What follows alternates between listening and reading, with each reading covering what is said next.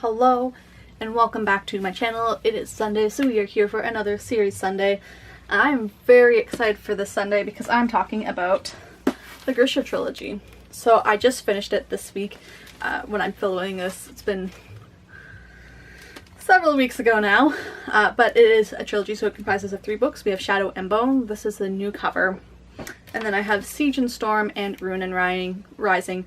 I got both of these from the library because I wasn't sure if this is a series that I want to keep, but it was one that I wanted to finish.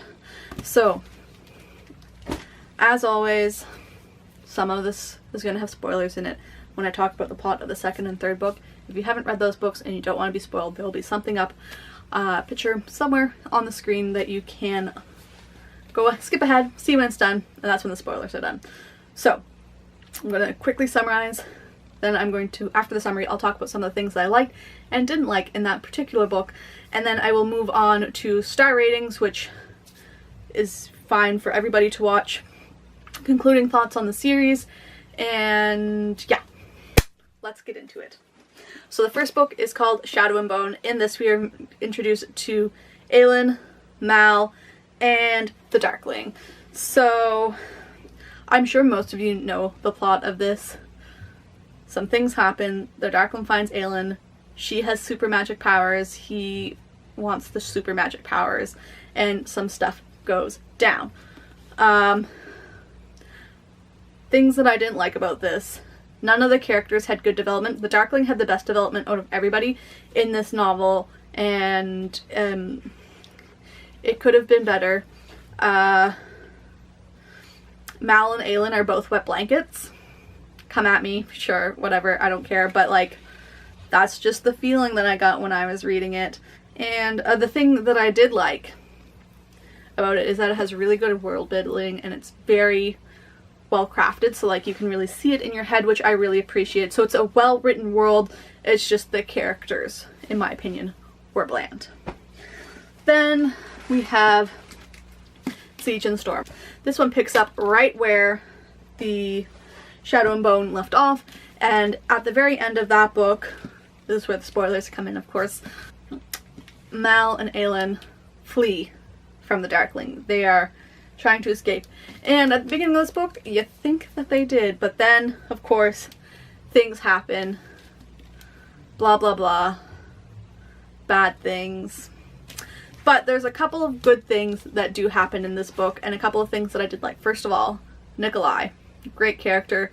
Well, I guess he didn't really develop that much, but great character. I was very impressed with him. I liked him a lot. Less of a wet blanket. And I think maybe it's just because he's swashbuckling, and I have a thing for swashbuckling people. But that was good. The rest of this book, not so much. It was very much a middle book. They were just setting things up for the next book, which it's a problem I find in a lot of trilogies, and I don't like it. So this was my least favorite book in the trilogy, but I'll talk about more of that in a minute. Otherwise, same old, same old. The ending was exciting, but not a lot of character development, but still good world building. And the final book, Ruin and Rising, picks up right where the last one left off. So, at the very end of Siege and Storm, we have Aelin and the Darkling going at it. The capital has been attacked, and she's like, I'm going to destroy him, but then she doesn't, unfortunately. And there's some cool magic stuff that goes on, so it was a very exciting passage. And in this one, she is weak from using all that power.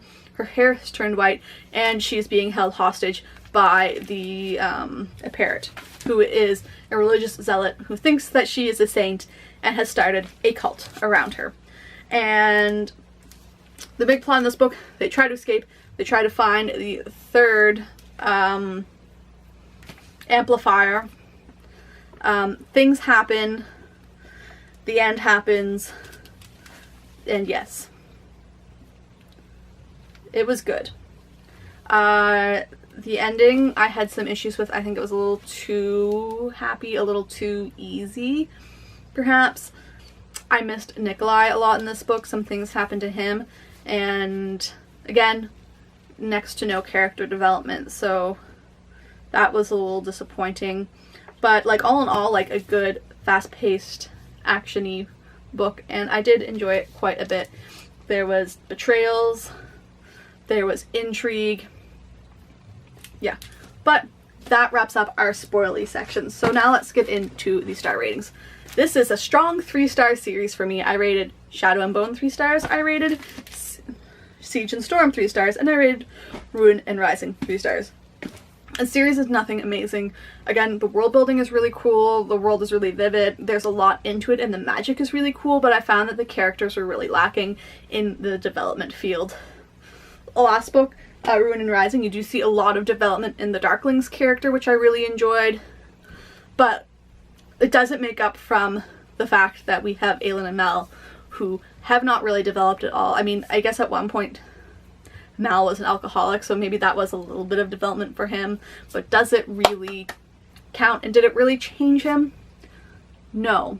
So, I mean, it's good for a series that is surrounded by wet blankets. And that is to be expected coming from when it was written, and the fact that this is Leigh Bardugo's first series, but, you know, it is what it is. So, to summarize, did not like many of the characters. Nikolai and the Darkling were the most well-rounded. Everyone else, not so much. Has very cool magic, good world building, 3 stars. Let me know down below if you've read this, and if you disagree with any of my spicy hot takes about Aelin and Mel and how they're boring. I am going to be returning the second 2 books in this series to the library today, and I'm not sure if I'm going to be keeping this book in my collection. However, I am getting Six of Crows from the library. My hold has come in, so if I like that duology, I probably will go out and buy these 2 books to match my softcover edition and go on from there. Things that I'm excited about: the television show. We'll be able to watch it when it premieres, which I am excited about, seeing as though it is all that BookTube is going to talk about. I feel a little bit less left out of the community now that I have read this, and it was a fun, quick read. I don't regret reading it. Could I have read something better? Probably. But, you know, it is what it is.